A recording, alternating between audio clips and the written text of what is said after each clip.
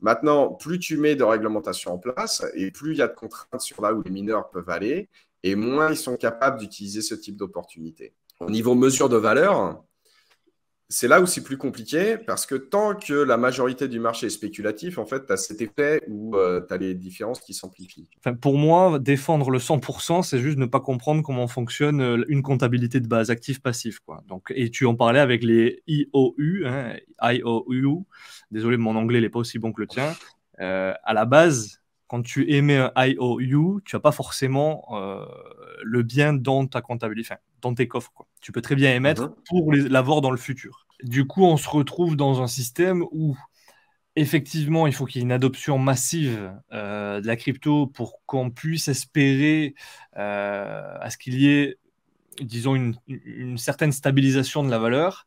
Mais le fait qu'il y ait une grosse adoption fait que les frais sur le réseau vont tendre à augmenter. Et spécialement dans le monde du Bitcoin, tu vois des gens qui se disent comme étant pro-marché, libertaire et ainsi de suite, et qui te font cet argument qui est absolument vaseux. C'est un peu pervers. C'est un peu un de ces aspects où les écologistes ils se tirent un peu des balles dans le pied, comme on a vu en Allemagne aussi, et où l'interdiction du nucléaire a abouti à la production du charbon. Ben, J'entends que l'argument de ça peut être utilisé pour des activités légales. Bon, aujourd'hui, quand même, les monnaies qui sont les plus utilisées pour les activités légales, ça reste quand même le dollar et l'euro.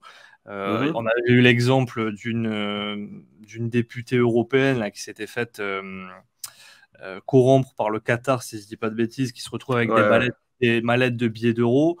Bon, on ne s'est pas retrouvé avec son ledger rempli de Bitcoin et transféré par le Qatar, quoi.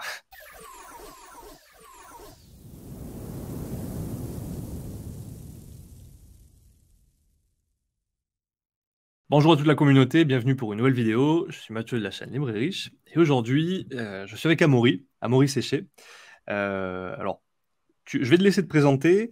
Et la vidéo est un petit peu spéciale parce que tu as... enfin, ça a fait beaucoup réagir la vidéo que j'ai faite avec Monsieur Jean-Paul Delahaye à propos de son livre Au-delà de Bitcoin.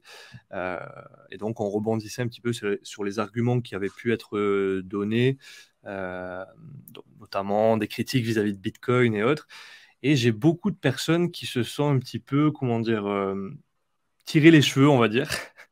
Et en tout cas, qui avaient la volonté de contredire ces arguments. Et j'ai reçu, donc, tu m'as envoyé un mail Mm. te présentant et m'expliquant qu'il y avait quelques arguments que auxquels tu pouvais facilement répondre, on va dire.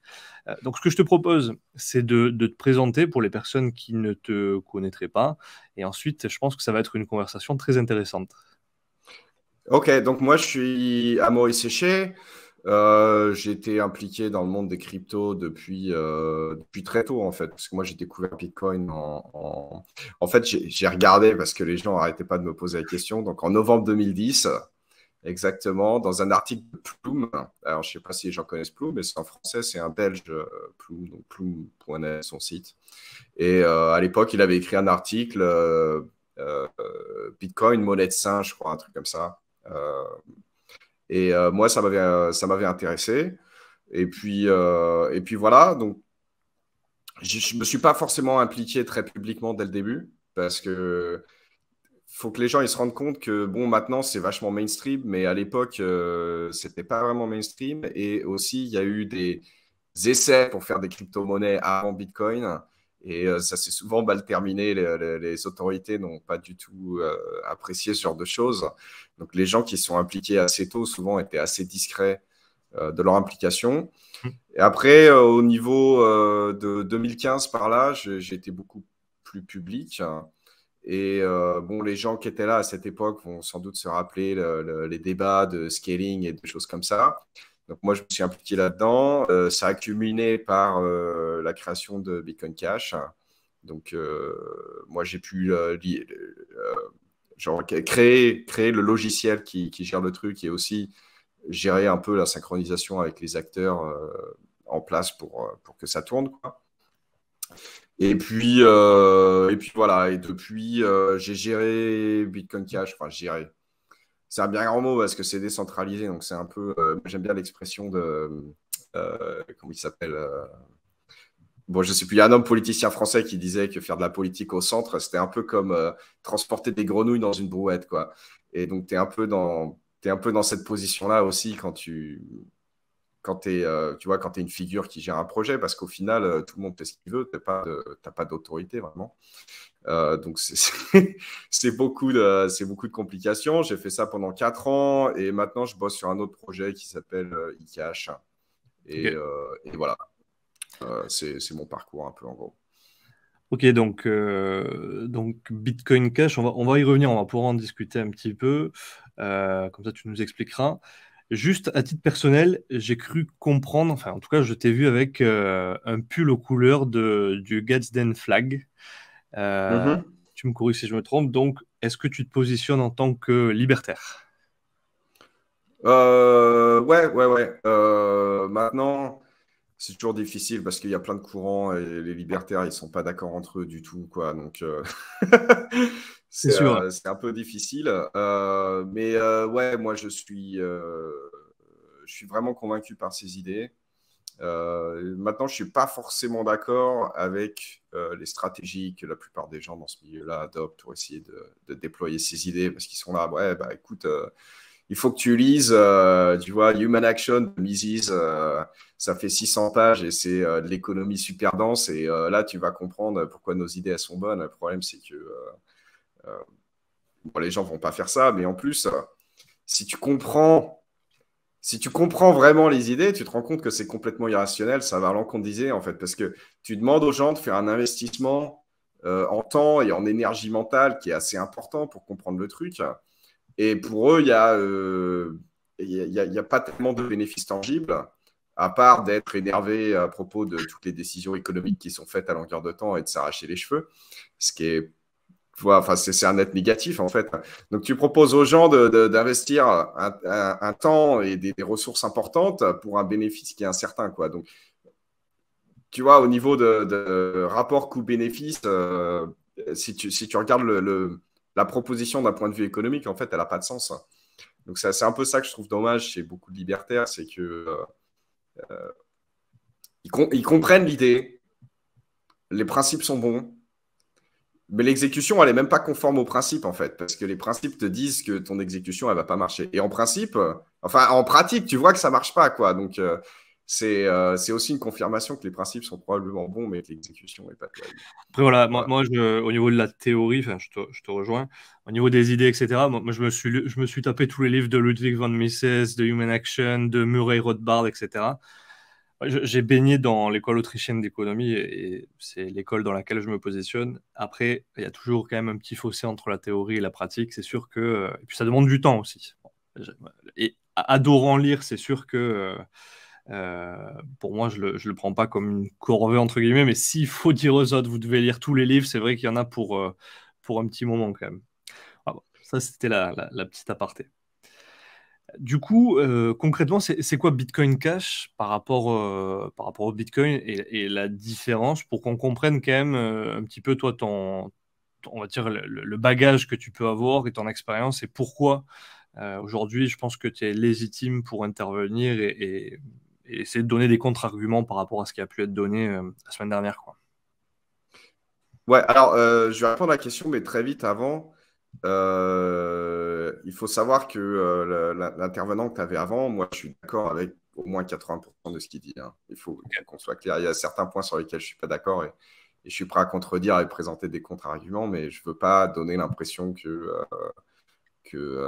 c'est un idiot ou qu'il ne sait pas de quoi il parle ou quoi, parce que en fait, je pense que la majorité de ce qu'il dit, c'est correct.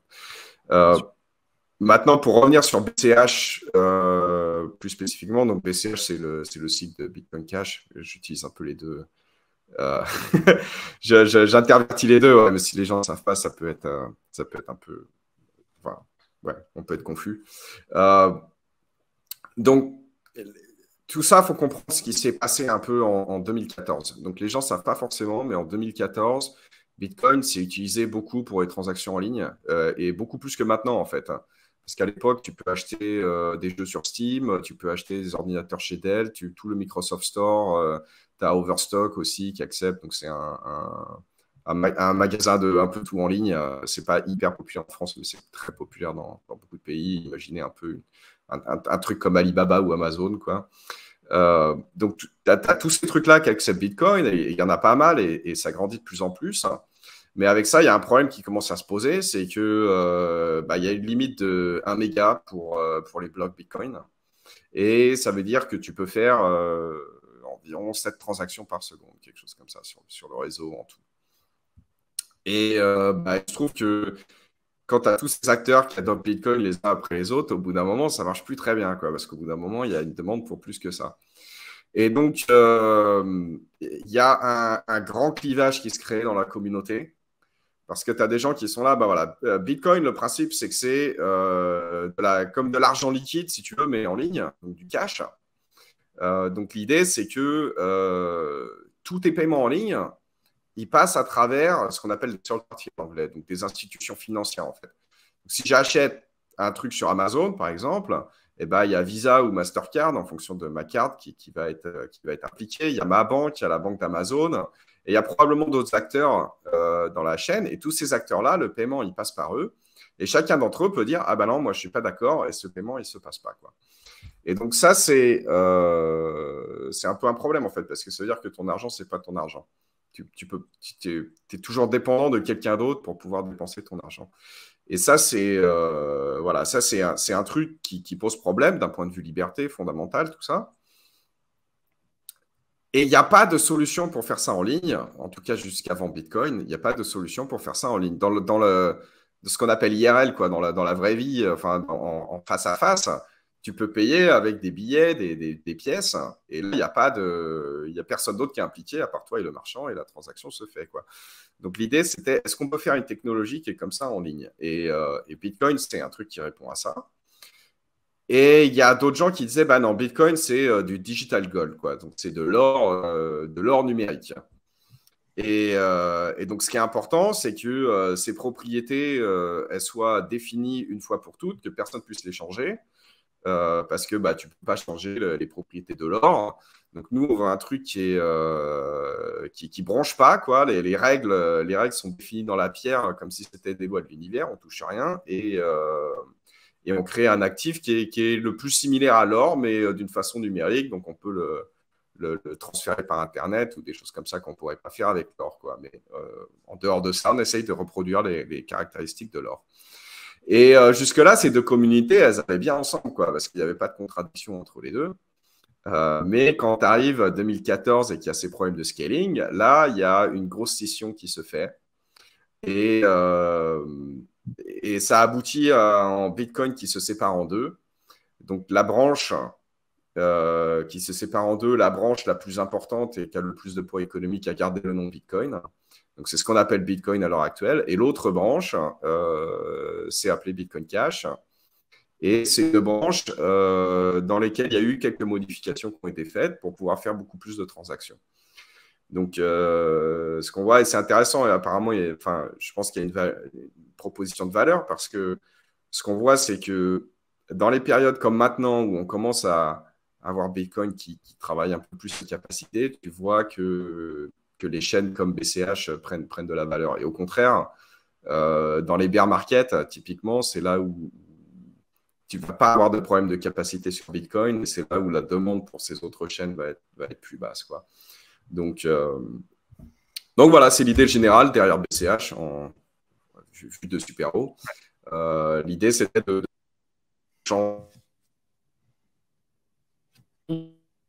19% la même chose, mais de changer quelques caractéristiques de façon à ce qu'on puisse avoir beaucoup plus de transactions qui se font. Alors, techniquement, ça, c'est ce qu'on appelle dans le jargon un fork. Ouais.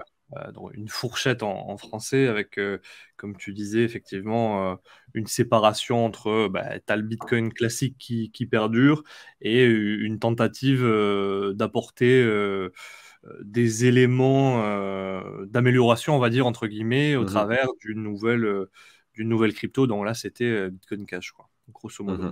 Et là, c'était le problème, effectivement, c'était au niveau des transactions qui on était trop limité, comme tu disais, 7 transactions par seconde. Et encore, c'est dans l'idéal, hein, 7 transactions par seconde, c'est Ouais, vraiment... cette transaction par seconde, c'est vraiment en prenant des assumptions qui sont assez optimistes, hein.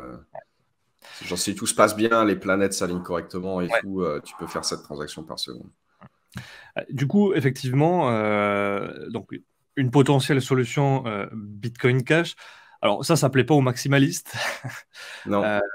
Et concrètement, voilà, parce que j'ai eu la question, c'est quoi un maximaliste et pourquoi il acceptera jamais une alternative? Alors, les maximalistes, c'est des gens dans la communauté crypto qui pensent que y a Bitcoin et tout le reste, c'est un scam. En gros, hein, ou enfin Ouais, une arnaque, ou je sais pas je sais pas si on dit scam en français, mais bien sûr, une voilà, il arnaque. y a Bitcoin et tout le reste, c'est une arnaque.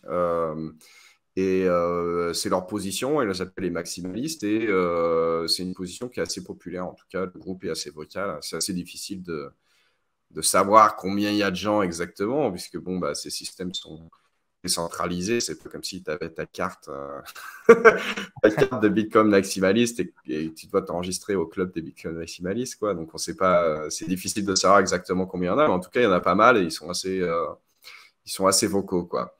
Et moi je trouve ça un peu dommage, parce qu'en fait je trouve que ça va à l'encontre ça va à l'encontre de l'éthos de tout le truc, quoi, qui est voilà, nous on veut être libre, on veut pouvoir utiliser des systèmes économiques alternatifs, pouvoir faire des expériences, essayer d'autres choses. Si tout le monde était maximaliste avant que Bitcoin se fasse, personne n'aurait adopté Bitcoin, quoi, tu vois. C'est sûr, hein. Donc je trouve ça un peu, je trouve ça un peu dommage, quoi. Je pense que ouais, ça vient peut-être d'une position d'insécurité un peu, genre t'as peur que ces autres trucs un jour deviennent plus importants que Bitcoin, Hmm. je sais pas, Général, mais je trouve que c'est un peu dommage, ouais. c'est sûr. Ben, généralement, on les reconnaît assez facilement. Enfin, moi, je les vois assez facilement avec les vidéos, dans les commentaires, etc. Euh, et c'est vrai que parfois la critique, alors si la critique est bonne, si l'argument se tient, je trouve que c'est toujours bien de pouvoir discuter. D'ailleurs, c'est précisément pour cette raison que j'avais invité Jean-Paul Delahaye pour qu'il donne ses arguments et que je voulais aussi que tu interviennes et que tu puisses donner les arguments. Euh, pour pouvoir. Alors, je sais pas si tu te considères maximaliste, et j'imagine que non, sinon Bitcoin Cash Non, n'aurait non, non. pas vocation à exister. Mais effectivement, c'est dommage de tomber dans l'extrémisme, quoi. Le but, c'est toujours d'avoir des arguments pour et contre.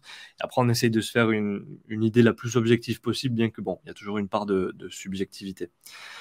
Et du coup, pour toi, parce que typiquement, pour les personnes qui peuvent critiquer Bitcoin ou des personnes qui vont avoir un point de vue un petit peu sceptique, on va dire, Bitcoin, c'est pas une monnaie. Est-ce que pour toi, c'est Mhm. une monnaie? Et en fait, je veux même aller plus loin. Est-ce que c'est une monnaie et est-ce que, au-delà d'être une monnaie, on peut vraiment le comparer à l'or, comme beaucoup de personnes le font, et notamment les maximalistes, quoi. Ok, alors je vais commencer par la question de l'or, parce que je pense que, en fait, vous avez couvert ça dans l'interview d'avant. Il y a certaines caractéristiques qui correspondent pas à l'or et qui ont beaucoup plus d'importance que les gens pensent, en fait. Notamment, le supply il est complètement inélastique. Donc, ce qui se passe, c'est que si le prix de l'or baisse, par exemple, il y a certaines mines d'or qui vont arrêter de fonctionner parce qu'elles sont plus rentables à ce prix-là. Il y a d'autres mines d'or qui sont plus rentables, qui peuvent toujours fonctionner à ce prix-là. Et donc, la quantité d'or qui va être apportée sur le marché va diminuer, ce qui a tendance à pousser le prix vers le haut, d'ailleurs, et ce qui fait que le marché trouve un équilibre. Alors que Bitcoin, la difficulté de créer des nouveaux Bitcoins, ça ajuste toutes les 2 semaines. Et donc, ça fait, bon, sauf si on regarde à l'échelle de quelques jours, mais à l'échelle de 2 semaines ou plus, il y a toujours la même quantité de Bitcoin qui est minée et qui est mise sur le marché. Et donc, le supply, il est complètement inélastique, il ne dépend pas du prix, ni de la difficulté, ni de rien du tout. Il y a toujours le même nombre de Bitcoin qui est mis sur le marché. Et ça crée des caractéristiques économiques qui sont très uniques, que beaucoup de gens n'ont pas pensé, mais déjà très différentes de l'or, mais en fait très différentes de tout, quoi. Bien Parce que sûr. la plupart des biens, bah, quand le prix baisse, on en produit moins. Et quand le prix monte, on en produit plus parce que c'est plus rentable d'en produire. Et bah, du coup, l'offre augmente ou diminue et ça a tendance à créer un équilibre sur le marché. Alors que sur le Bitcoin, bah, pas du tout. Et c'est encore pire que ça, ça a un effet amplificateur des différences en fait. Pourquoi? Parce que tu vas avoir beaucoup d'acteurs sur le marché qui gagnent de l'argent en crypto, mais qui ont des dépenses qui sont dans la monnaie locale, donc des dollars, des euros, des yens, enfin quoi que ce soit. Et ça crée une situation où si le prix augmente, alors tes revenus en crypto augmentent. Mais la quantité que tu dois vendre sur le marché pour couvrir tes coûts diminue en proportion. Donc la quantité de Bitcoin qui est mise sur le marché quand le prix de Bitcoin augmente diminue. Ce qui est exactement l'inverse de ce qui se passe pour 90% des marchés qui existent pour n'importe quel autre produit, ou bien, ou service, ou quoi que ce soit. Et donc ça fait que quand le prix monte, le supply diminue, enfin l'offre diminue. Du coup, le prix monte encore plus, du coup, l'offre diminue encore plus, du coup, le prix monte encore plus, du coup, l'offre diminue encore plus, et ainsi de suite. Évidemment, ça se passe dans le sens inverse, tu as le même effet. Donc, quand le prix descend, les gens vendent plus, le prix descend encore plus, les gens vendent encore plus, ainsi de suite. Et c'est pour ça que tu vois ces variations de prix qui sont assez abracadabrantes des fois. C'est parce que quand tu as une perturbation dans le marché, elle a tendance à s'amplifier d'elle-même jusqu'à ce que tu aies des effets qui ne soient pas linéaires. Par exemple, si le prix descend, au bout d'un moment, il y a certaines de ces entreprises qui vont commencer à faire faillite. Et là, bah, elles ne vendent plus, puisqu'elles ont fait faillite. Et c'est là où tu vas avoir le marché qui se rééquilibre. Donc, tu vas avoir des événements comme ça qui sont non linéaires, qui vont faire que bah, ce n'est pas infini, quoi. Le prix ne monte pas infiniment et le prix ne descend pas infiniment. Mais c'est pour ça que tu vois des variations qui sont très, très importantes, beaucoup plus que sur d'autres marchés. C'est justement par rapport à comment le bien est créé et le fait que le supply soit complètement fixe. Donc ça, bah, du coup, c'est très différent de l'or et économiquement, c'est assez peu comparable à l'or à ce niveau-là, quoi. Donc moi, je dirais que non. Maintenant, si on revient à la monnaie, Bitcoin lui-même, je dirais pas. Il y a trois caractéristiques qui font la monnaie. Est-ce que c'est un bon moyen d'échange? Donc ça, Bitcoin, pendant les bear markets, donc pendant les moments où le prix est plutôt bas, oui. Mais pendant les bull markets, puisqu'il y a des problèmes de scalabilité, ben, pas vraiment. Okay.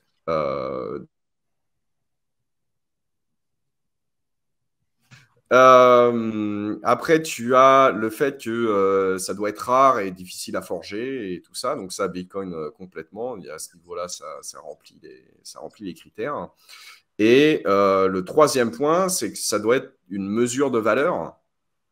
Donc tu vas dans un supermarché et tu sais combien de valeurs ont les différentes choses parce qu'elles ont un prix différent qui est mesuré en euros, qui est aussi la chose que tu échanges. Enfin, en tout cas en France. Et là c'est assez moyen aussi, quoi, parce que comme le prix est assez volatile, c'est pas une excellente unité de valeur. Maintenant, je pense que la technologie, elle a ce qu'il faut. Alors pourquoi? Parce que bah, déjà, les moyens d'échange, il y a plein de technologies de scaling qu'on sait faire qui permettent à d'autres chaînes d'être des bons moyens d'échange. Et là, je peux dire Bitcoin Cash pour parler de ma paroisse, ou je peux dire eCash pour parler de ma paroisse aussi, mais en fait, tu as d'autres cryptos qui font ça aussi très bien, hein. Je pense à Dash, par exemple. Enfin, il y en a plein, en fait, hein. Donc, on passe les problèmes de scalabilité. Donc, au niveau moyen d'échange, c'est aussi très bien. Maintenant, au niveau mesure de valeur, c'est là où c'est plus compliqué parce que tant que la majorité du marché est spéculatif, en fait, tu as cet effet où tu as les différences qui s'amplifient. Maintenant, il y a small print, quoi. Enfin, il y a quelque chose qu'il faut ajouter à cet argument pour vraiment bien comprendre la situation. C'est que tout ce qui est commerce, ça réagit normalement. C'est-à-dire que quand le prix de Bitcoin est plus haut, bah, les gens se sentent plus riches, ils dépensent plus. Et vice-versa. Quand le prix est bas, bah, ils sont là, bah, j'ai pas envie de dépenser ma crypto maintenant ou mes bitcoins maintenant parce que le prix est très bas. Je préfère attendre que le prix soit plus élevé parce que je peux acheter plus de choses, quoi. Donc, ce type d'usage se comporte comme un marché naturel, normal, pas quelque chose de bizarre qui s'amplifie comme on a parlé avant. Donc, si ces usages-là deviennent majoritaires en termes de poids économique, on va retrouver un marché qui est normal, qui stabilise au lieu d'être super volatile. Donc là, la question, c'est que tu as un peu un problème d'œuf et de la poule, quoi. C'est-à-dire que si tu as beaucoup de gens qui utilisent ça dans le commerce, alors tu peux compter que le prix soit stable, alors c'est bien comme monnaie et tu peux l'utiliser dans le commerce. Donc la question, c'est comment tu arrives à casser ce cercle, quoi. Ouais, voilà, parce qu'effectivement, le problème de ces effets amplificateurs dont tu parlais, ça fait que tu dois difficilement utiliser la crypto en tant que mesure de valeur pour l'utiliser en tant que moyen d'échange. Et donc, est-ce que toi, tu te dis dans le long terme, parce que souvent on peut donner cet argument, c'est que oui, d'accord, c'est très volatile pour le moment, mais on peut espérer que dans le futur, cette volatilité tendra à diminuer jusqu'à se stabiliser.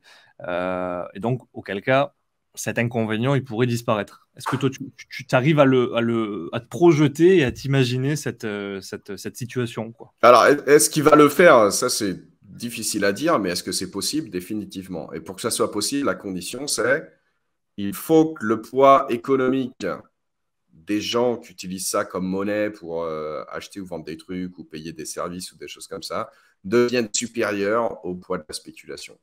Ok. Voilà. C'est la condition. Si le poids économique de ces activités devient supérieur, alors le marché devient un marché normal qui se stabilise au lieu de s'amplifier. Donc, s'il y a quelqu'un qui arrive, enfin, quelqu'un, c'est plutôt, s'il y a un groupe de personnes suffisamment massif qui arrive à en arriver là, alors ça va devenir une très bonne unité de valeur, quoi. Mais est-ce que ça va se produire? Est-ce que quand? Qu'est-ce qu'il va falloir faire pour que ça se produise? Ça, c'est des questions ouvertes. Je ne peux pas te dire. Bien sûr. Je peux pas te dire si ça va se produire ou pas. Mais je peux te dire quelles sont les conditions qu'il faudrait pour que ça se produise. Et par rapport au fait que, effectivement, on parlait donc de la limitation en termes de transactions par seconde, typiquement 7 dans une situation idéale, effectivement, ça peut être un frein, et un gros frein à l'échange donc d'un bien contre un Bitcoin. Et puis notamment parce que les coûts augmentent, hein, les frais sur le réseau vont tendre à monter s'il y a beaucoup de transactions en même temps. Bah, si tu peux faire que 7 transactions par seconde et que tu as 10 personnes qui veulent faire une transaction, et bah, ce qui se passe, c'est que le prix de faire une transaction monte jusqu'à ce qu'il y en ait 3 qui abandonnent. C'est aussi simple que ça. Du coup, on se retrouve dans un système où effectivement, il faut qu'il y ait une adoption massive de la crypto pour qu'on puisse espérer à ce qu'il y ait, disons, une certaine stabilisation de la valeur. Mais le fait qu'il y ait une grosse adoption fait que les frais sur le réseau vont tendre à augmenter. Alors là, on peut nous donner... C'est pour ça qu'il faut que tu aies une chaîne qui soit scalable. Voilà. Ça ne peut pas se passer sur BTC, je pense. Ce n'est pas possible. Exactement. Du coup, c'est là où... Bon, là, on parle aussi pour Bitcoin Cash, par exemple. Là, c'était une tentative de remédier à ce problème, donc une tentative qui est relativement tôt. Hein, du coup, vous vous êtes rendu compte assez tôt de cette problématique. Et on a eu, par contre, il y a beaucoup de personnes, dont des maximalistes, qui nous disent oui, mais c'est pas un problème parce qu'on a le Lightning Network. Alors, toi, qu'est-ce que tu en penses? Concrètement, qu'est-ce que c'est? Est-ce que tu peux expliquer un petit peu ce qu'est le Lightning Network? Et est-ce que tu penses que c'est vraiment une solution? Alors, le Lightning Network, je vais essayer d'écrire ça dans des termes pas trop techniques, mais c'est un peu un numéro d'équilibriste là quand même. C'est un peu difficile. Mais l'idée du Lightning Network, c'est que les gens vont verrouiller de l'argent dans ce qu'on appelle des channels. Donc, c'est un contrat spécial qui a des conditions spéciales. Et l'argent est verrouillé là-dedans. Et après, tu vas avoir un réseau qui est parallèle à Bitcoin, si tu veux, où les gens peuvent trader des IOU, effectivement, quoi, sur ces Bitcoins qui sont lockés. Donc, si toi, tu lockes un Bitcoin, moi aussi, moi, je t'achète un truc pour un demi-Bitcoin, et ben, on fait ça, nos Bitcoins sur la chaîne, ils restent lockés dans leur channel, mais entre nous deux, on a, si tu veux, une ardoise. Je où précise que si moi je te paye un demi-bitcoin, toi tu as un bitcoin et demi maintenant et moi j'ai un demi-bitcoin. Et on peut faire plein d'échanges comme ça et on peut faire même des échanges, enfin on peut faire tout un réseau avec plein de parties qui participent. Et si à un moment l'un de nous deux n'est pas d'accord, moi je dis non, moi j'ai un bitcoin et toi tu as un bitcoin, je ne suis pas d'accord sur ce paiement ou quoi, eh bien on est capable de faire exécuter le contrat au niveau de Bitcoin pour résoudre le conflit, si tu veux, et amener la bonne argent aux bonnes parties, quoi. Donc, c'est un moyen de trader des IOU, mais avec la garantie que s'il y a un désaccord sur quels sont les IOU, ben, on peut fournir des preuves au contrat qui est sur la chaîne pour donner l'argent aux bonnes personnes. Est-ce que tu peux expliquer rapidement IOU, ce que ça veut dire? Ouais, alors c'est de l'anglais, ça veut dire que je te dois quelque chose. Donc, c'est des titres de Euh, dette. Typiquement en c'est un français, titre de dette, exactement, ouais. on parle en français, on peut parler d'une lettre de change, par exemple. Et c'est vrai et ce qui est d'ailleurs dommage parce comme il n'y a pas d'éducation financière en français, les personnes ont du mal à s'imaginer les différents titres de dette qui peuvent exister, les lettres de change, etc. Et du coup, donc. Moi, ce que je trouve marrant, et c'est peut-être un bon moyen d'expliquer ce que c'est que des IOU, c'est que, en fait, la communauté BTC est en train de refaire le système financier qu'on a à l'heure actuelle. Alors, tous les détails sont différents, mais en fait, les problèmes qu'ils résolvent et la façon dont ils les résolvent, si tu regardes de loin, c'est la même chose. Ouais. Parce que, qu'est-ce qui s'est passé? Bon, à une époque, on échangeait avec des métaux précieux, de l'or, de l'argent, des choses comme ça. Donc, on avait des pièces d'or ou des pièces d'argent. Et on échangeait avec ça. Et puis, il se trouve que c'est pas pratique, surtout quand on a des civilisations qui ont commencé à s'étendre sur toute la Méditerranée ou quoi. Là, il faut que tu transportes tout ton or sur ton bateau quand tu vas faire des échanges avec les autres mecs. Alors, si ton bateau il a un accident, il coule ou quoi, tu perds tout ton argent. Tu peux te le faire voler et ainsi de suite. Donc, ce qui s'est passé, c'est que on laisse l'argent dans un coffre-fort avec un mec enfin, en qui tout le monde a confiance, quoi, qui va devenir une banque éventuellement. Et ce mec-là, il te fait un reçu, il te dit, bon, bah voilà, ça c'est un reçu pour tant de pièces d'or dans le coffre de monsieur machin. Et toi, au lieu d'aller à l'autre bout de la Méditerranée et de payer directement avec ton or, eh ben, t'emportes ton papier avec toi et tu vas payer le mec à l'autre bout avec un papier qui dit, bah, toi, tu as tant de pièces d'or dans le coffre de monsieur machin.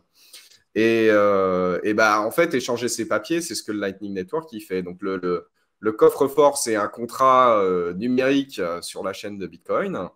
Et après, tu échanges des IOU, donc c'est papier qui dit, voilà, moi j'ai le droit à tant de pièces d'or dans le coffre. Et si jamais il y a un désaccord, donc tant qu'il n'y a pas de désaccord, tu peux échanger les papiers. Et puis le jour où il y a un désaccord, tu vas voir le type qui a le coffre-fort et tu lui demandes de recevoir l'or directement. Et là, ça marche pareil, sauf que ce n'est pas des papiers, c'est des signatures numériques et des bouts de choses comme ça, des messages et des signatures numériques. Et tu apportes ça au contrat qui est sur la chaîne et le contrat qui est sur la chaîne te donne la bonne quantité d'argent. Donc au final, ça marche. Enfin, tous les détails sont différents, mais l'idée est similaire. Et donc, ce qui se passe, et les problèmes sont similaires, parce que quel est le problème avec ça? C'est que tu as des problèmes de liquidité, en fait. Tu t'aperçois que si tu veux avoir un commerce qui est fluide dans ce type de système, tu as besoin de mettre une quantité monstre d'argent dans les coffres parce que tu ne sais pas qui va demander de l'argent dans quel coffre à quel moment, quoi. Donc, il faut que tu aies beaucoup plus dans les coffres que ce que les gens vont demander si tu veux avoir des réserves à 100%. Et là, tu as le même problème dans le Lightning Network, en fait, où si tu fais des calculs assez vite, si les gens veulent faire des paiements un peu importants, tu as besoin de locker dans les channels des sommes qui sont complètement invraisemblables. Ne serait-ce que tu comptes aller 1 million d'utilisateurs avec des paiements de quelques milliers de dollars, tu dois locker tous les bitcoins qui existent dans le réseau. Ah, donc effectivement,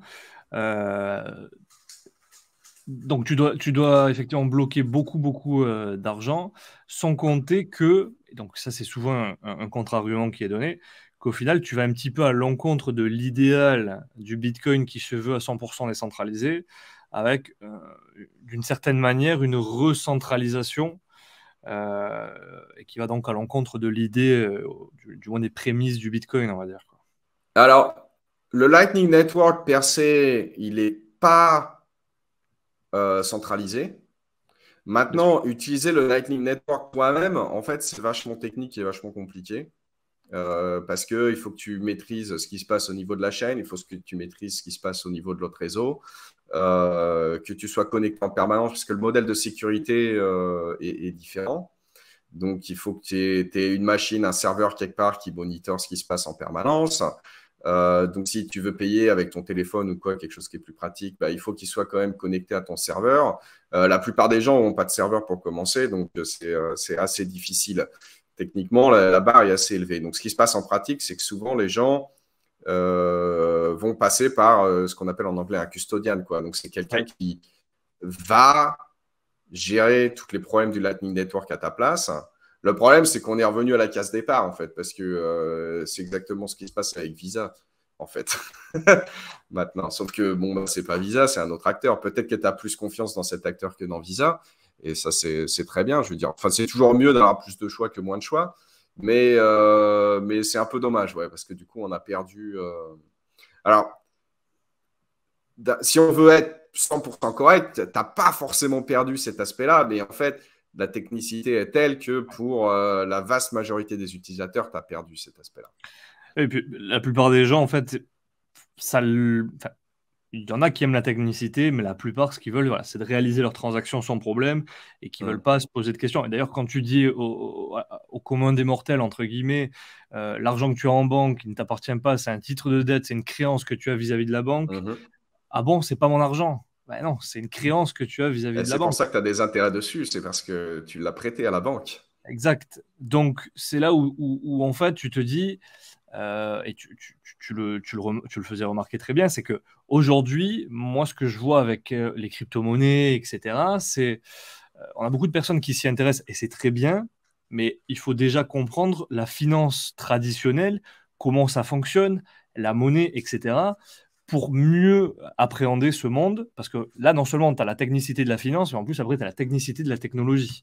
Donc, Ouais. ça devient quelque chose qui peut très vite être très complexe. Moi, ça, c'est un truc que je trouve un peu dommage dans le monde de la crypto, justement, c'est que les gens ont tendance à démoniser un peu, non, c'est pas français comme mot, Ouais, démoniser, ouais. ouais, démoniser la finance traditionnelle, genre c'est mal et tout, nanana. Mais en fait, il faut comprendre que la finance traditionnelle, bon, c'est ni bon ni mauvais, c'est une suite de solutions parce qu'il y avait des problèmes, on a trouvé la solution suivante. Parce que, par exemple, un argument concret, les gens dans le monde de la crypto, ils disent que tout ce qui est fractional reserve, c'est mal. Donc, c'est quoi le fractional reserve? C'est quand la banque, en fait, va avoir moins d'argent dans ses coffres que ce qu'elle crédite à ses utilisateurs. Donc, si tout le monde voulait retirer son argent en même temps, en fait, ça ne serait pas possible. Mais ce qui se passe en pratique, c'est que tout le monde ne veut pas retirer son argent en même temps. Et donc, bon, parfois, il y a des bank runs et ça ne marche pas, mais en général, ça marche, quoi. Si c'est bien géré, ça marche. Et pourquoi les banques elles font ça? Elles n'ont pas commencé à faire ça parce que, tu vois, ils étaient, je ne sais pas, elles avaient leur chat là, comme ça, et puis elles se frottaient les moustaches et tout, quoi. C'est parce que si on revient à l'histoire de la banque dans les coffres et les titres d'échange, eh ben, tu as des problèmes de liquidité, en fait. Et la quantité d'argent que tu as dans les coffres, elle se met à devenir complètement absurde si tu veux vouloir avoir 100% des réserves et en même temps avoir suffisamment de liquidité. Donc, qu'est-ce qui se passe? Eh ben, c'est qu'en fait, ces gens-là, ils vont émettre plus de titres que ce qu'il y a dans le coffre. Et ça permet de résoudre le problème de liquidité. Euh, Maintenant, est-ce que c'est bien, est-ce que c'est mal? Ben, en fait, ça permet de commercer, quoi. Donc, a priori, c'est bien. En tout cas, ça résout un problème qui existe. Du moment que c'est transparent et que tout le monde est clair. Si le mec le font et ils ne te disent pas qu'ils le font, alors c'est malhonnête. Mais si les mecs le font et bon, c'est connu qu'ils le font, en tout cas, tu peux avoir les informations. Oui, bien sûr. Il n'y a pas de problème. Et c'est une vraie solution à un vrai problème qui existe. Ah, bien sûr, ce sujet-là, enfin, moi, c'est dans l'aspect économique et finance, la théorie monétaire, c'est certainement le sujet qui me plaît le plus et que j'ai le plus approfondi. Et j'ai déjà traité de ce sujet. Et en fait, ce qui m'embête un petit peu, donc moi j'ai commencé avec l'économie, l'école autrichienne, Et on a beaucoup de personnes qui se revendiquent de l'école autrichienne en étant maximalistes Bitcoin. Et effectivement, l'école autrichienne, en tout cas une partie de l'école autrichienne, est très critique vis-à-vis des réserves fractionnaires, entre guillemets. Et j'ai déjà expliqué au cours de plusieurs vidéos, j'ai déjà défoncé l'argument du 100% réserve, pourquoi c'est une absurdité et que, économiquement parlant, ça n'a pas de sens. Et il y a eu un paper de la Banque d'Angleterre, c'était en 2014, qui expliquait la création de monnaie, comment elle se faisait, et qu'en fait, c'est normal que, dans l'histoire, hormis quelques cas exceptionnels, il n'y a jamais eu de 100% réserve. Bah, quand tu le fais pas, tu as des problèmes de liquidité abominables. Voilà. Et bon, sans compter le coût économique que ça peut avoir, on ne rentrera pas dans les détails, mais enfin, pour moi, défendre le 100%, c'est juste ne pas comprendre comment fonctionne une comptabilité de base, actif-passif, quoi. Donc, et tu en parlais avec les IOU, hein, IOU, désolé, mon anglais n'est pas aussi bon que le tien. À la base, quand tu émets un IOU, tu n'as pas forcément le bien dans ta comptabilité, enfin, dans tes coffres, quoi. Tu peux très bien émettre pour l'avoir dans le futur. Bref, on ne rentre pas dans les détails, mais voilà. Du coup, effectivement, bon, il y a quand même quelques limites. Je pense que sur toutes ces limites qu'on a pu mettre en avant, effectivement, avec Monsieur Delahaye, globalement, vous êtes plutôt d'accord. Par contre, est-ce que tu es d'accord dans tout ce qui est impact du Bitcoin au niveau de l'environnement, les énergies renouvelables, l'impact du minage, etc., qui peut régulièrement être critiqué, on va dire. Et on a aussi le cas des transactions illégales. Donc, le Bitcoin, c'est une crypto qui est utilisée par les arnaqueurs, par les pirates, par les voleurs, etc., etc. Alors, je vais répondre au deuxième encore. D'abord, je trouve ça plus facile en fait. Je l'ai fraîchement dans la tête et donc voilà. Okay. Ben, pour moi, c'est malheureusement nécessaire, disons, parce que si tu peux pas utiliser le truc, je sais pas, pour acheter de la drogue ou aller voir une prostituée ou corrompre un politicien ou je sais pas, enfin des trucs, tu vois, est-ce que c'est vraiment de l'argent en fait? Parce que ça, c'est des trucs que tu peux faire avec de l'argent. Voilà. Donc le fait que les gens fassent ça aussi avec de la crypto, en fait, c'est un signe que ça a des propriétés monétaires qui sont au moins suffisamment bonnes pour faire ces trucs-là. Et je ne pense pas que ça soit quelque chose de spécifique à la crypto. En fait, les gens font ça avec des dollars, des euros ou je ne sais pas quoi depuis la nuit des temps. Et voilà. Et le fait que c'est de l'argent et que ça a des propriétés d'argent, bah, les gens vont faire ce qu'on fait avec de l'argent. Donc, à ce niveau-là, je trouve ça ni bien ni mal, en fait. C'est juste, c'est comme ça, quoi. Après, c'est surtout que il faut essayer de... J'entends l'argument de ça peut être utilisé pour des activités légales. Bon, aujourd'hui, quand même, les monnaies qui sont les plus utilisées pour les activités légales, ça reste quand même le dollar et l'euro. On avait eu l'exemple d'une députée européenne là, qui s'était faite corrompre par le Qatar, si je ne dis pas de bêtises, qui se retrouve avec des mallettes de billets d'euros. Bon, on ne s'est pas retrouvé avec son ledger rempli de Bitcoin et transféré par le Qatar, quoi. Non, mais ça pourrait aussi, et voilà, et c'est... Ça pourrait, bien sûr. C'est parce que la chose a de la valeur et il y a des propriétés monétaires qui sont, disons, pas aussi bonnes que l'euro à l'heure actuelle, on a déjà parlé de ça, mais qui sont suffisamment bonnes pour avoir ce genre de use case. Et voilà, quoi. Enfin, j'ai envie de dire, ces trucs-là, je suis pas forcément pour, mais les gens font ça avec de l'argent, quoi.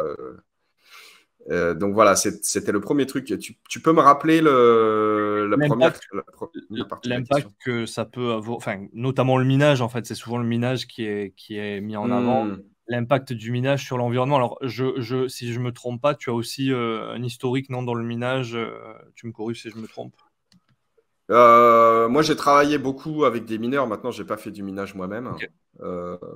Mais j'ai travaillé avec beaucoup de mineurs pendant plusieurs années. Donc, je suis assez familier avec ce milieu-là. Alors, il y a plusieurs arguments et c'est pas aussi simple. C'est pas aussi simple qu'il n'y paraît. Et je pense justement la position qui avait été exposée avant sur ce truc-là, à mon avis, elle est un peu simpliste. Donc, le premier truc, c'est voilà, proof of work versus proof of stake ou preuve de travail contre preuve d'enjeu.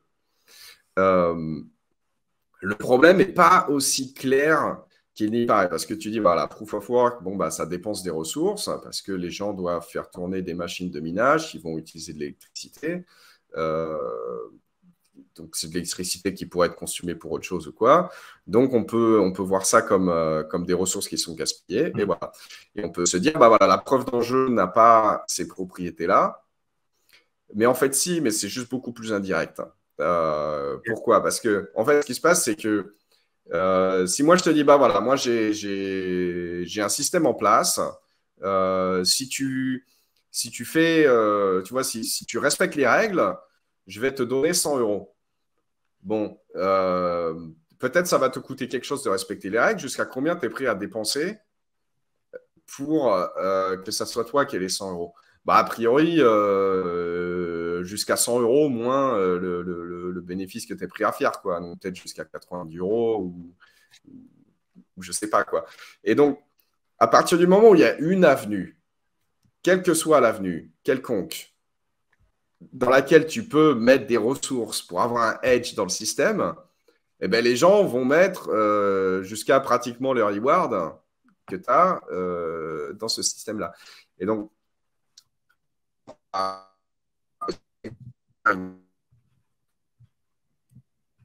de preuves d'enjeu sont susceptibles. Parce que ce qui va se passer, donc dans les systèmes de preuves d'enjeu, tu vas souvent verrouiller une somme d'argent. Et les gens qui ont verrouillé une somme d'argent, ce sont des validateurs. Ils vont valider les prochains blocs. Et voilà, l'un des validateurs va être choisi à chaque fois pour avoir une récompense. Et bon, la prochaine fois, ça sera un autre validateur, ainsi de suite. Bon, il faut que tout le monde soit d'accord sur quel est le validateur qui reçoit la récompense. Et donc, souvent, c'est fait à partir d'un calcul, à partir de la preuve que le validateur fournit de l'argent qu'il a verrouillé et du contenu du bloc. Ce qui veut dire que je peux produire des blocs et des blocs et des blocs et des blocs et des blocs jusqu'à en trouver un, tu vois, en mettant les transactions dans un ordre différent ou en enlevant certaines, en ajoutant d'autres, ou même en créant moi-même, puisque ça se trouve, j'ai de l'argent moi-même, donc j'en crée moi-même et je les insère dans mon bloc. Je peux essayer des blocs et des blocs et des blocs et des blocs jusqu'à en trouver un pour lequel c'est moi qui ai la récompense plutôt que quelqu'un d'autre. Et donc là, bah, plus je mets de ressources à faire ces calculs, à essayer des blocs différents, et plus j'ai un edge. Donc combien je vais mettre de ressources à calculer des blocs différents? Ben, jusqu'à la récompense moins ce que je suis prêt à prendre comme bénéfice, quoi. Donc, ce qui se passe, c'est qu'à la fin, je vais consommer autant de ressources que pour la proof of work. Parce qu'en fait, la dépense de ressources, elle vient du fait qu'il y a une récompense. Et le fait d'avoir un outlet comme proof of work, en fait, c'est assez clean dans le sens où tu sais que ces actions qui vont être prises, elles ne vont pas avoir d'effet délétère sur le réseau. Parce que bah, y a un outlet qui est là, c'est le plus efficient pour faire ça, donc c'est celui que tout le monde va utiliser. Parce que si on reprend l'exemple du stake grinding, ça veut dire que maintenant, plus personne sait si leur transaction va être dans le prochain bloc ou pas, ou qu'est-ce qui va se passer. Pourquoi? Parce que les gens vont essayer plein de blocs jusqu'à en trouver un où il soit celui qui reçoive la récompense. Et donc, ça, c'est un effet négatif sur les utilisateurs du réseau, en plus de consommer les mêmes ressources. Alors que la proof of work, il ne va pas avoir. Alors maintenant, c'est vrai que l'ingénieur qui est en moi est très déçu par ça, quoi, parce que c'est clairement pas du tout efficient et clairement, on voudrait tous qu'il y ait un meilleur moyen de faire ça, quoi. Mais c'est pas clair. C'est pas clair que ça soit possible économiquement, en fait, hein. Parce qu'à partir du moment où il y a une récompense, les gens vont être prêts à consommer X ressources moins leur marge si la récompense c'est X plus la marge, quoi. Donc aujourd'hui, concrètement, selon toi, alors après, je sais pas est-ce qu'il y a des chiffres ou quoi, mais globalement, une blockchain POS versus POW, hein, Proof of Stake versus Proof of Work, ça consomme à peu près les mêmes ressources. Alors, non, pas forcément, parce qu'en général, les blockchains POS ont des récompenses pour les validateurs qui sont beaucoup plus faibles. Et c'est ce qui fait qu'elles consomment moins de ressources, en fait. Mais bon, si tu fais une chaîne POS avec des récompenses beaucoup plus faibles, bah, tu as la même consommation de ressources et voilà. Maintenant, ouais, un exemple concret, par exemple, de ce que je parlais, c'est le MEV sur Ethereum. Donc, je ne sais pas si les gens sont familiers avec ça, mais c'est Miner Extractable Value. Donc, les mineurs sur Ethereum, enfin, qui ne sont plus tellement des mineurs maintenant, qui sont des validateurs, puisque Ethereum a bougé à Proof of Stake, mais le concept reste le même. Ils ont le Miner Extractable Value, c'est-à-dire que dans le truc qui valide, ils peuvent mettre les transactions dans un ordre différent ou quoi, ou ils peuvent intercaler des transactions à eux. Si par exemple, toi, sur un DEX, tu fais un échange avec autre chose, bah, eux, ils peuvent te front-run en fait, parce qu'ils peuvent faire une transaction où ils achètent avant toi, puisqu'ils décident dans 40 secondes les choses dans le bloc. Et donc, ils ont moyen de gagner de l'argent comme ça. Donc ça, c'est le genre de truc qui se passe avec les systèmes POS, quoi. Et donc, tous ces trucs-là, ça a des effets négatifs sur les utilisateurs. Donc voilà, est-ce que c'est mieux? Bah, c'est pas gagné, quoi. En tout cas, c'est pas aussi simple que POS, ça consomme des ressources et POS, ça ne consomme pas. Maintenant, s'il y avait une solution, mais une vraie solution, quoi, pas quelque chose qui est pas quelque chose qui est basé sur l'espoir, quoi. Ça serait super évidemment.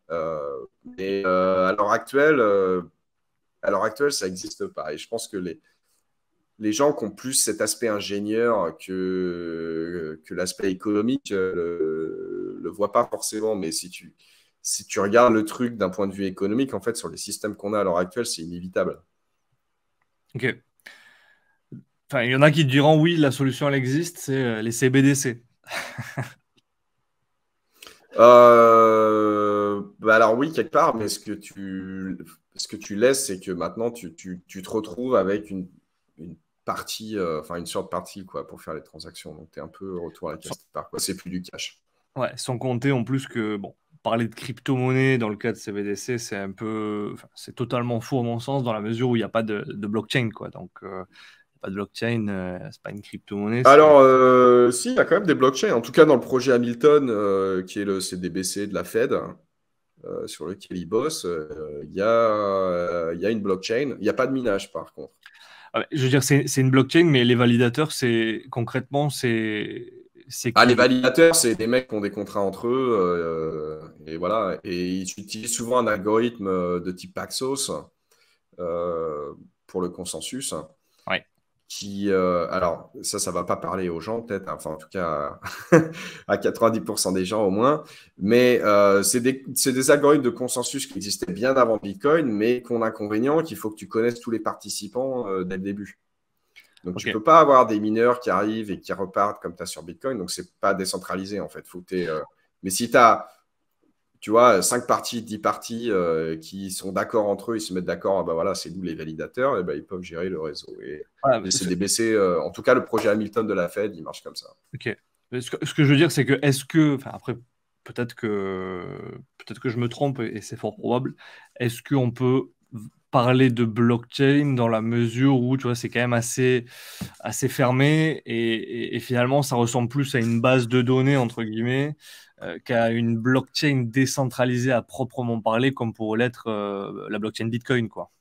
Ouais, ouais, alors là, je te rejoins complètement. C'est-à-dire que techniquement, c'est une blockchain, quoi. La tech, c'est pratiquement la même, à quelques détails près. Donc, l'algorithme de consensus ne va pas être le même, mais à part ça, c'est vraiment les techs sont vraiment similaires. Ok. Maintenant, cette petite différence d'un point de vue technologique, c'est une grosse différence d'un point de vue qu'est-ce que c'est le produit et qu'est-ce qu'il Ouais, apporte à l'utilisateur, quoi. Là, bien sûr. c'est le jour et la nuit. Le résultat est extrêmement différent, puisque dans un cas, tu as un système décentralisé que personne ne contrôle, qui du coup a des propriétés type cash, mais qui marche en ligne. Alors que dans l'autre cas, tu es vraiment dans. Bah, tu as une partie centrale qui gère les paiements et qui peut faire un peu ce qu'elle veut, quoi. Ouais, totalement. Et du coup, la question sur laquelle j'aimerais que tu rebondisses aussi, c'était notamment la valeur du Bitcoin. C'est quoi pour toi la Mhm. valeur du Bitcoin? Euh, alors, bah, déjà, c'est l'offre et la demande qui fixent la valeur, hein. Donc, si les gens sont prêts à payer aujourd'hui, c'est environ 30 000 euros pour un Bitcoin, bah, c'est le prix, hein. Si les gens sont prêts à vendre et à acheter à ce prix-là, c'est que c'est le prix. Euh, en économie, quand on étudie l'économie, on s'aperçoit que la valeur, c'est subjectif. Donc, s'il y a des gens qui sont prêts à payer ce prix-là, c'est que ça vaut ce prix-là. Maintenant, si je devais faire une thèse sur d'où est-ce que vient cette valeur, déjà, c'est un asset qui est rare. Tu peux pas le multiplier à l'infini. Donc, c'est pas nécessaire. Enfin, c'est pas suffisant pour avoir de la valeur, mais c'est nécessaire. Par exemple, je peux te dire, moi, je fais des maisons en plomb. Toi, tu vas me dire, non, moi, ça ne m'intéresse pas. J'achète pas une maison en plomb, c'est nul. C'est pas solide. L'isolation, elle est absolument pourrie. En plus, je vais être malade probablement si je vis là-dedans plusieurs années. Enfin, c'est absolument terrible. Mais voilà, mais c'est très rare, quoi. Donc, ça suffit pas, en fait. Ça suffit pas, mais c'est nécessaire. Quelque chose de pas rare ne va pas avoir une grosse valeur. Mais donc, c'est rare. Et c'est aussi quelque chose, tu sais quelles seront les caractéristiques dans 10 ans. Tu vois. Et pour un produit technologique, c'est hyper rare, en fait. Et je pense qu'il n'y a rien d'autre. Il y a rien d'autre dans l'écosystème des cryptos qui a prouvé qu'il avait cette caractéristique, en fait. Parce que toutes les autres cryptos, elles essayent d'être le mieux pour tel ou tel truc. Si par exemple, je prends ce qu'on essaye à faire avec BCH, c'était de scaler. Ce qu'on essaye de faire en plus avec eCash, c'est de scaler et d'être instantané. Voilà, mais ça veut dire quoi? Ça veut dire qu'on est prêt à faire des changements pour améliorer les caractéristiques du truc. Bien sûr. Ce qui, d'un côté, c'est bien, mais d'un autre côté, ça veut dire que tu ne sais pas ce que tu vas avoir dans 10 ans, en fait, hein, puisque le truc, il va changer. Et Bitcoin, tu sais ce que tu vas avoir dans 10 ans. Et ça, je pense, c'est le truc que beaucoup de gens ratent, en fait, passent à côté. Beaucoup de critiques de Bitcoin ne voient pas cet aspect-là. Et je pense que c'est vachement rassurant, en fait, parce que tu peux acheter tes bitcoins, les mettre en cold storage, les oublier, les ressortir des années plus tard, et tu sais ce que tu as, tu sais quelles sont les propriétés du truc, et tu sais que c'est toujours là, et voilà, quoi. Du coup, justement, par rapport au fait que les propriétés sont immuables, on va dire, ça ne change pas. Donc Jean-Paul Delahaye disait justement, par rapport à la quantité. Aujourd'hui, on est à 21 millions, hein, on est limité à 21 millions, ce qui devrait être atteint d'ici 2140, si je ne dis pas de bêtises, selon les estimations. Ouais. Et lui, en fait, disait après, il y a un peu de drift, parce que l'ajustement de la difficulté il se fait toutes les 2 semaines, il n'est pas instantané, donc ça se décale un petit peu.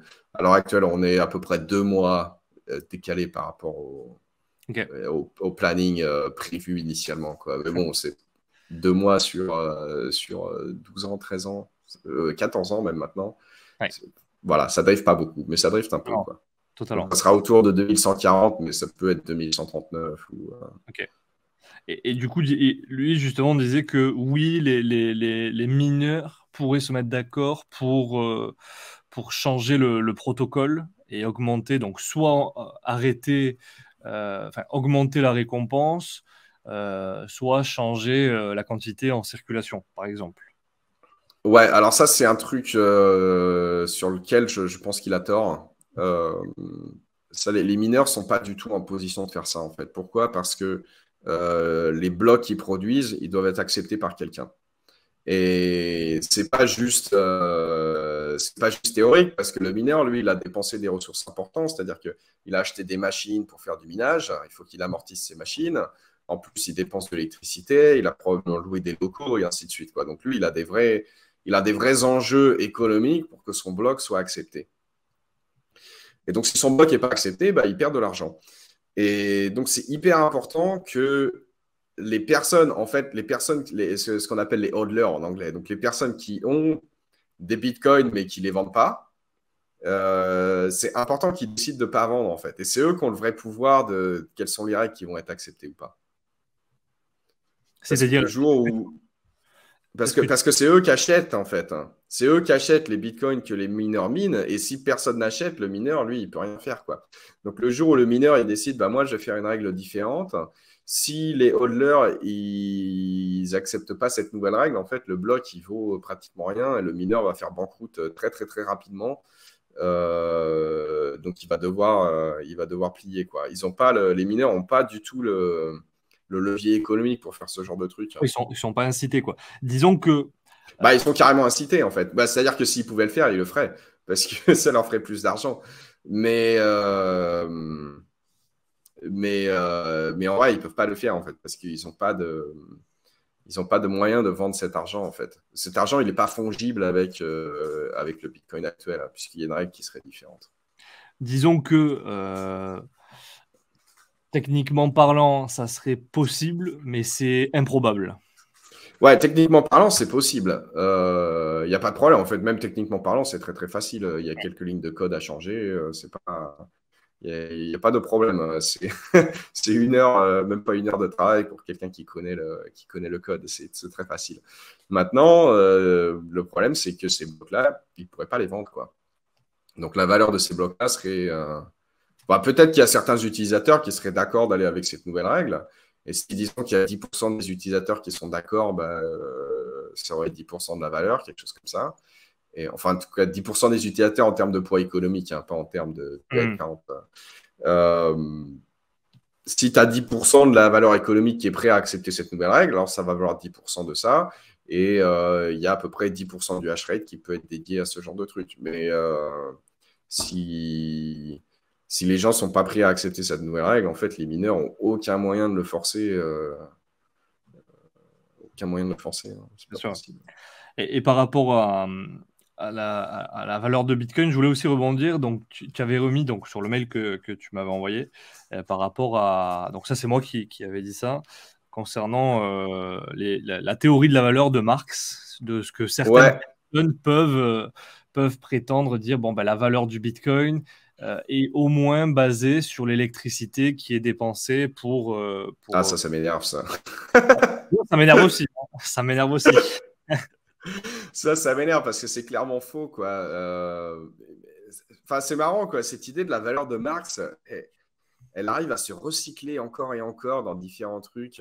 Et tu changes tous les détails, du coup, ça n'a pas l'air d'être la même chose, mais c'est la même idée. Et spécialement dans le monde du Bitcoin, tu vois des gens qui se disent comme étant pro-marché, libertaire et ainsi de suite, et qui te font cet argument qui est absolument vaseux. Donc l'argument, c'est quoi? Peut-être il faut le détailler pour les gens qui ne sont pas familiers avec les théories économiques de Marx, mais le principe de la théorie de la valeur de Marx, c'est que le prix d'un bien ou d'un service, il va dépendre des ressources que tu as besoin du prix des ressources que tu as besoin d'utiliser pour faire ce service. Donc, si par exemple, je veux savoir quel est le juste prix d'une maison, je regarde les prix des briques, du ciment, du bois, des tuiles, de tous les trucs, la peinture, tout ça pour faire une maison. Et je somme tout ça, je rajoute un peu pour le prix des travailleurs qui vont bien, parce qu'il faut les payer aussi, et j'ai le prix d'une maison, selon Marx. Ça, c'est complètement faux. De toute façon, on le voit bien. Si on prend l'exemple des maisons, il y a des maisons, ça va être les mêmes, mais en fonction de là où elles sont, elles ont des prix complètement différents. Pourquoi? Parce que, je sais pas, il y en a une qui va être en région parisienne, l'autre qui va être au milieu de la Creuse. Il y a plus de demandes en région parisienne, la maison est plus chère, quoi. Donc ça, on voit bien que c'est faux, mais c'est aussi hyper facile de trouver des contre-exemples stupides, quoi. Enfin, si on reprend l'exemple de la maison en plomb que je citais tout à l'heure, je suppose que ça va coûter très cher et que ça va être beaucoup de travail de faire une maison en plomb, quoi. Et pourtant, c'est pas un truc qui a une valeur énorme. Et justement, tout l'intérêt du système de prix qu'on a sur un marché, c'est que si je peux faire un truc le moins cher possible pour lequel il y a le plus de demandes possible, j'ai l'utilisation la plus efficiente des ressources. Et ce système de prix est en fait un système de signal. En fait, voilà, il vaut mieux utiliser cette ressource plutôt que celle-là. Pourquoi? Elle est moins chère. Mais pourquoi elle est moins chère? Parce qu'il y a moins de demandes, en fait. Elle est moins utilisée, cette ressource, par rapport à combien il y en a. Donc, il vaut mieux utiliser cette ressource plutôt qu'une ressource qui est plus rare. Donc voilà. Et donc, quand les gens dans le Bitcoin disent, Bitcoin coûte tant, pourquoi? Parce qu'il y a tant d'électricité qui a été mise pour produire le Bitcoin et du coup, il doit valoir au moins tant. Et non, c'est comme la maison en plomb, quoi. Tu peux dire, ils font tant de plomb pour faire une maison en plomb. Le plomb, ça coûte tant, donc la maison, elle devrait valoir tant. Non, c'est pas. Économiquement, c'est pas comme ça que ça marche, quoi. Bien sûr, et je suis totalement d'accord. Et je trouve que c'est excuse-moi du terme, mais c'est complètement débile de soutenir cette idée-là, parce que tu te rends compte que tu as beau y dédier autant de temps que tu veux à la construction de l'objet que tu veux, si personne ne le demande, n'auras pas le dernier mot, donc tu ne vas pas le vendre. Donc en fait, son prix, il est proche de zéro. Et c'est pour ça qu'effectivement, moi, ce que je disais, c'est que ça me paraît fou que des personnes qui se disent libertaires, pro-marché, etc., etc., euh, reviennent à soutenir en fait une idée marxiste qui est que le Bitcoin vaut tant parce qu'on a dédié tant de ressources à sa création. Ouais, non, ça c'est. Je contredis complètement, quoi.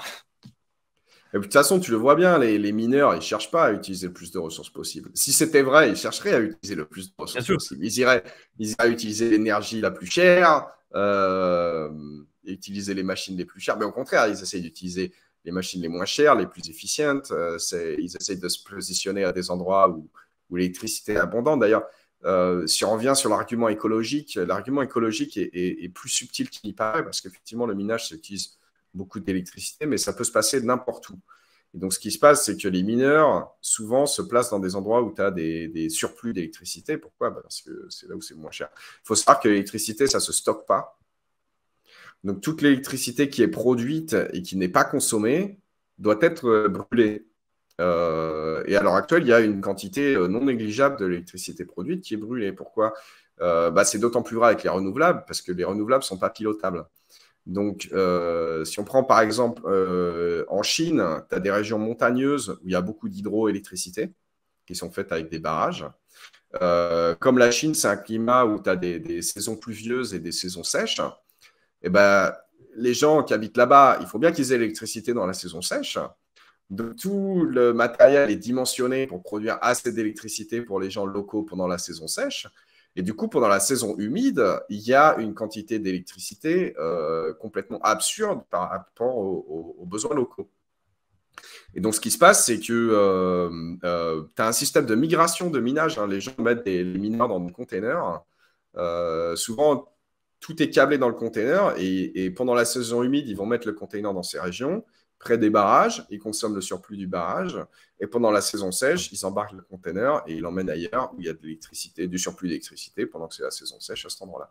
Donc, au final, il faut se rendre compte que c'est pas vrai à 100%, mais il y a une grande partie de l'électricité qui est consommée par le minage, qui est de l'électricité qui aurait été brûlée, en fait. Hein, parce que c'est l'électricité la moins chère, en fait. C'est un surplus. En fait, c'est un problème, hein, clairement, pour le producteur d'électricité, cette électricité. Parce que s'il met cette électricité sur la grille, il va brûler les appareils électriques de ses utilisateurs, en fait. Hein, parce qu'il y aura trop de courant sur la grille. Donc le producteur, lui, il a un problème qu'il doit se débarrasser de cette électricité aussi rapidement que possible. Alors maintenant, toujours, qu'est-ce qu'on pourrait se dire? On pourrait faire de l'hydrolyse et produire de l'hydrogène avec ce surplus d'électricité, des choses comme ça. Enfin, il y a d'autres usages qui ne nécessitent pas forcément d'être faits dans un endroit précis, qui pourraient être aussi des usages de cette électricité.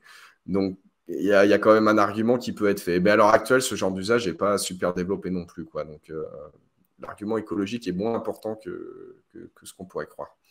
Et là où il y a un effet pervers, en fait, c'est que tu as de plus en plus de réglementation par rapport aux normes écologiques du minage. Et plus tu as de réglementation, en fait, et moins le minage est écologique. Okay. Pourquoi? Parce que plus tu imposes de... Parce que où est-ce qu'ils vont naturellement les mineurs? Là où il y a du surplus d'électricité. Pourquoi? Parce que c'est là où c'est le moins cher. Le producteur, il a besoin de s'en débarrasser. Donc, il est demandeur lui-même, en fait. Donc, c'est vraiment... Tu peux négocier des contrats vraiment pas chers. Maintenant, plus tu mets de réglementation en place et plus il y a de contraintes sur là où les mineurs peuvent aller et moins ils sont capables d'utiliser ce type d'opportunité. Et donc, plus le minage est polluant. Parce qu'au final... Si le prix du Bitcoin, il est à temps, la récompense, elle est à temps, il y a tant d'électricité qui va être consommée. C'est économique. Donc, si tu dis, eh ben non, on ne peut plus la consommer là, parce que nous, on n'est pas d'accord, on va la consommer ailleurs. Et c'est où ailleurs? C'est quelque part où c'est moins efficient. Parce que si les mineurs voulaient miner là, c'est parce que c'était plus efficient qu'ailleurs. Donc c'est un peu pervers. C'est un peu un de ces aspects où les écologistes ils se tirent un peu des balles dans le pied. Comme on a vu en Allemagne aussi, où l'interdiction du nucléaire a abouti à la production du charbon, ouais. on voit un peu le même effet sur le minage, où il y a des gens qui veulent contrôler l'impact écologique du minage, et en fait, les réglementations font qu'empirer l'impact écologique du minage. comme on dit, l'enfer est pavé de bonnes intentions, quoi. Mhm. Du coup, bon, je pense qu'on a quand même bien fait le tour. Pour toi, quel avenir pour Bitcoin? Moi, je pense que ça va être là pendant longtemps. Ça va être là pendant longtemps. Pourquoi? Parce que bon, c'est un actif numérique et comme on a dit, c'est un actif numérique qui a la propriété spéciale qui est unique à BTC, que tu sais ce que ça va être dans 10 ans, 20 ans, 25 ans, enfin voilà. Et donc, et ça, c'est le seul à avoir. C'est le seul à avoir cette caractéristique. Et si tu veux mettre de l'argent de ton côté et pas t'en occuper, en fait, c'est une caractéristique qui est importante. Donc, je pense qu'il va y avoir des gens qui vont vouloir mettre de l'argent dans Bitcoin pour des durées assez longues pendant longtemps. Ça, c'est... J'ai pas Est-ce que, trop de... est-ce que Ouais, tu j'ai pas penses trop pas, d'explications. comme beaucoup de personnes, enfin, comme beaucoup de personnes, surtout les critiques, hein, que le Bitcoin pourrait être interdit? C'est possible. Maintenant, je pense que ce serait stupide de la part des gouvernements de faire ça. Pourquoi? Parce on a vu ce qui s'est passé avec Napster ou des trucs comme ça, par exemple. Qu'est-ce qui se passe quand tu interdis? Ce qui se passe, c'est que les gens vont utiliser la technologie d'après qui est plus difficile à interdire. Et ces technologies, elles existent déjà. Aujourd'hui, tu as des trucs comme Zcash ou Monero ou d'autres technologies qui sont vachement plus compliquées à contrôler. Et bon, faut savoir que Bitcoin, les gens le décrivent souvent comme anonyme et tout machin, mais c'est pas aussi anonyme que ça. Le ledger est assez transparent. Et s'il y a moyen de retrouver de l'argent ou quoi, c'est pas toujours possible, mais c'est souvent possible en fait. Et donc, si les gouvernements sont malins, au contraire, ils vont plutôt adopter ça, avoir les bonnes mesures en place pour pouvoir enforcer les lois qui veulent enforcer. Si au contraire ils se disent c'est plus dur d'appliquer les lois sur ce truc-là, du coup on l'interdit, ce qui va se passer, c'est qu'ils vont se retrouver à avoir un truc encore beaucoup plus dur, quoi. Mais à un ordre de magnitude plus dur, voire plus, quoi. C'est ce qui s'est passé, avec le peer-to-peer par exemple, et ça va se passer avec les cryptos. Donc voilà, moi c'est ce que je vois qui risque de se passer s'ils interdisent. Je crois que c'est Saif Dinamous qui a écrit le livre Les talents Bitcoin qui disait si vraiment les gouvernements veulent concurrencer entre guillemets le Bitcoin, plutôt que de l'interdire, ils devraient plutôt trouver une solution plus puissante, plus efficiente, quoi. Ouais, le problème c'est qu'ils peuvent pas vraiment, quoi. C'est sûr. Ils peuvent pas vraiment parce que parce qu'ils seront en contrôle du truc en fait. Tout Ah, simplement. ils ont pas Et intérêt à donc, pas. il y a une propriété, très importante qui sera perdue. C'est sûr. Ok, ben, je crois que on a fait le tour. Alors à chaque fois pour la conclusion, j'aime bien demander deux choses. Premièrement, une citation. Et deuxièmement, si tu as une recommandation de trois livres, notamment hein, autour du sujet, ou même qui peut être en dehors du sujet, mais qui est toujours intéressant pour les personnes qui souhaiteraient approfondir, quoi. Oula. Alors, au niveau des livres, moi, en général, ce que je conseille, c'est le bouquin d'Antonopoulos. Je ne sais plus comment c'est en Ouais, français, c'est Mastering Mastering. Bitcoin en anglais. Il y a une traduction En française, mais je ne connais français, plus le c'est titre. Mastering Bitcoin, parce que moi je l'ai. Non, moi je l'ai en anglais aussi. Au cœur du Bitcoin, non, je crois que c'est quelque chose comme ça, si j'ai pas de bêtises. Je crois que c'est au cœur du Bitcoin en Je français. sais pas. Moi, je l'ai lu en anglais, Ouais. donc je ne sais pas du tout. Mais ça, c'est si vous voulez comprendre comment ça marche, c'est vraiment bien, je trouve. Ouais. Euh, Maintenant, tu as parlé de Safaï Mousse. Moi, je ne conseillerais pas son livre, Ok. personnellement. Je trouve que c'est pas. Enfin, j'ai pas du tout été convaincu. Il y a plein d'erreurs économiques du type théorie de la valeur de Marx dedans. Ouais. Moi, j'ai pas trouvé ça convaincant. Et puis clairement, Maintenant, je dirais. la partie euh, sur le Bitcoin est ouais. quand même petite, quoi. C'est une petite partie, là. Hmm. Le reste du temps, c'est plus de la théorie monétaire, quoi. Moi, je dirais Economics in One Lesson, donc l'économie en une leçon, je suppose, de Hazlitt. Ouais, de Henri Hazlitt est Euh, génial. Ça, je pense que c'est pas mal. C'est pas très long. C'est pas très long. Ça se lit bien et ça. Bon, c'est pas, ça fera pas de vous un expert en économie, mais ça fera de vous quelqu'un qui comprend un peu les idées de base et le principe de réflexion qui est utilisé en économie. Donc ça, c'est pas mal. Un troisième, je sais pas moi. Après, je dirais plus dans la tech, si vous voulez programmer ou quoi. Il y a Accelerate, je dirais.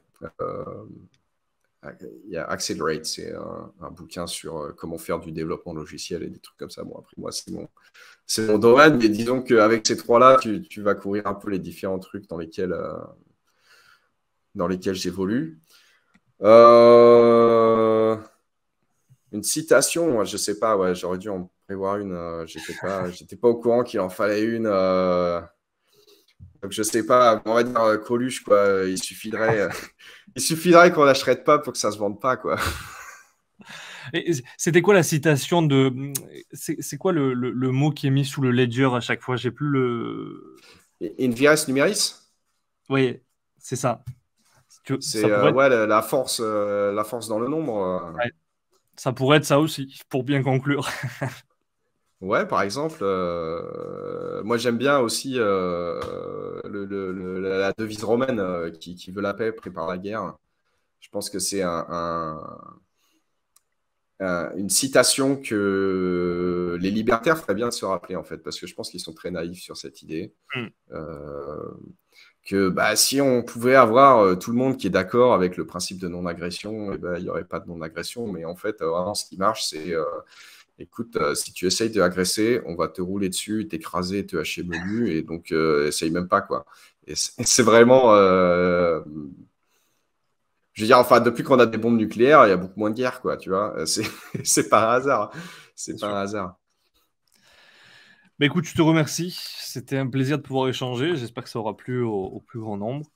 Et puis voilà, encore une fois, le but, c'est de donner la parole à toutes les personnes qui maîtrisent ce sujet parce que bah, j'ai eu pas mal de critiques sur c'est anti-Bitcoin, etc. Oui, mais bon, il faut bien que tout le monde puisse s'exprimer, quoi.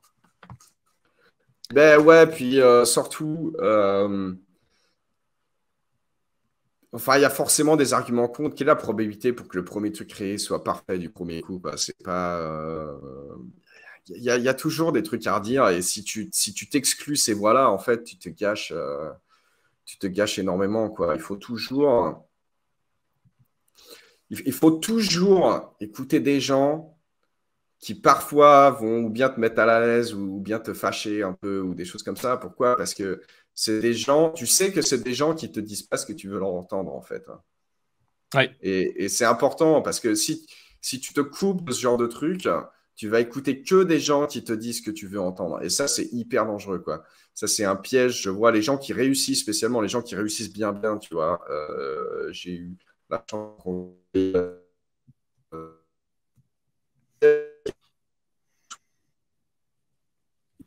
enfin, quand tu as vraiment réussi, quoi, tu vas avoir beaucoup de gens autour de toi qui sont prêts à te dire ce que tu veux entendre. Et si tu n'es pas hyper attentif à ça, tu vas faire des grosses erreurs. C'est sûr. Tu tombes dans le biais de confirmation et en fait, tu ouvres pas ton esprit, donc t'as comme des œillères, quoi, donc t'avances pas. Exactement. Donc, je dirais à les gens, même si vous n'êtes pas d'accord avec le mec d'avant, ou avec moi d'ailleurs, je pense que ça vaut le coup d'écouter parce que, ou bien vous allez changer votre opinion et vous dire, bah, finalement, voilà, ces mecs-là, ils ont des arguments qui sont pas bêtes. Ou bien ça vous permet aussi de réfléchir un peu et de renforcer votre position parce que vous allez devoir réfléchir, voilà, pourquoi est-ce qu'il a tort? Ah bah ouais, c'est pour ça, bah, vous avez appris quelque chose quand même si vous n'avez pas changé d'idée. Donc, ça vaut Bien vraiment sûr. le coup. À partir du moment où c'est des gens qui savent de quoi ils parlent, ça vaut vraiment le coup d'écouter, même si on n'est pas d'accord. Et je dirais surtout si on n'est pas d'accord, en fait, sinon ça vaut pas vraiment le coup. Totalement. Totalement. Écoute, je te remercie, puis je te souhaite une bonne continuation et tu nous tiendras au courant par rapport à tes projets. Là, c'est quoi? C'est eCash, c'est ça Ouais, sur lequel tu es? ouais. Ok, Alors, eCash, on a repris la base de BCH et on a ajouté une technologie par-dessus qui s'appelle Avalanche, euh, qui permet de prendre des décisions très, très rapidement. Donc, ce qui fait qu'on n'a pas besoin d'attendre plein de blocs pour avoir plein de confirmations pour considérer les transactions finales et ce genre de trucs. C'est complètement instantané. Et donc voilà. Et pourquoi est-ce qu'on fait ça? Bah, comme on a discuté avant, quelles sont les propriétés de l'argent? Et l'une d'entre elles, c'est le moyen d'échange. Et donc, on essaye d'améliorer ces caractéristiques-là. Voilà. ok. Bon, bah écoute. C'est le principe du truc. Mais voilà, moi, comme je te l'ai dit, je ne suis pas là pour vendre ce truc-là. Après, si les gens veulent regarder, qu'ils sont intéressés, très bien. Mais bien sûr. Je suis vraiment là pour discuter, quoi. J'ai pas Top. envie de transformer ça en publicité. Bah écoute, merci beaucoup. Merci pour ta participation et puis peut-être à très vite. Ça marche. Bonne journée. Salut.